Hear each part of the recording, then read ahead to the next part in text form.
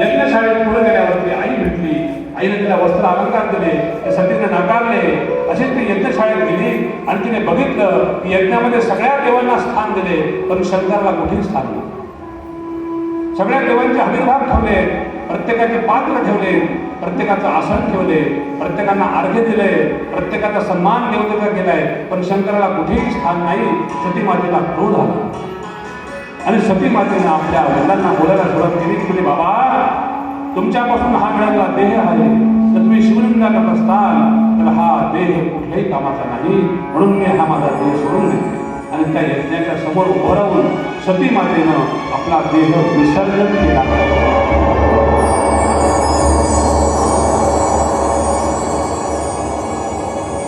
त्या कुंडाच्या समोर पद्मासन घालून सती माता बसली आणि योगाग्नीनं त्या ठिकाणी आपला देह अर्पण केला.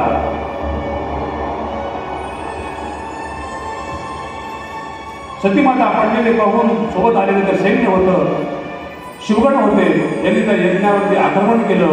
परंतु इकडे काय झालं, भृगु महर्षीनं आपल्या मंत्राच्या सामर्थ्यानं रक्षोगण मंत्र म्हणून अनेक देवता निर्माण केल्या आणि त्या देवतेने त्या शंकराच्या दूतांना पळवलं. सगळे दूत शंकराकडे आले, कोणाचे हात मोडले, कोणाचे पाय मोडले, कोणाचे डोकं फुटलंय, कोणी रक्तबंबाळ झाले. सगळी अशी अवस्था पाहून झालेला सगळा समाचार त्या ठिकाणी शंकराला सांगितला आणि शंकराला सांगितल्यावर सती मातेनं त्या ठिकाणी आपला देह समर्पण केला. हे कळल्याबरोबर शंकराला राग अनावर झाला. शंकराने आपल्या जटेचा एक केस उपटला, एका शिळेवरती आपटला, महाभयंकर पुरुष निर्माण झाला, वीरभद्र निर्माण झाला आणि त्या वीरभद्राला आज्ञा केली, वीरभद्रम यज्ञ जही. तो वीरभद्र ते यज्ञ विध्वंस करण्याकरता होता. त्या यज्ञामध्ये आला आणि यज्ञामध्ये आल्यावर त्यांनी सगळा यज्ञ विध्वंस केला. दक्षाला धरलं आणि दक्षाचा शिरच्छेद केला. दक्षाला कुंडात टाकून दिलं, भृगुमहर्षीची दाढी काढून टाकली, मित्रदेवते डोळे फोडले, सगळ्यांना शिक्षा केली आणि त्या ठिकाणी वीरभद्र निघून गेला.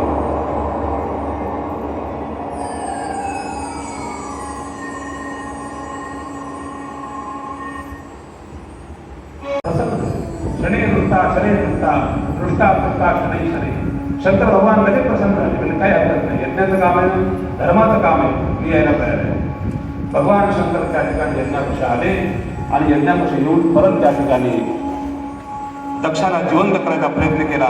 दक्षाचं धड पडलं होतं, आता याला जिवंत कसं करायचं. एका पशुचा मूर्त करायला लावलं.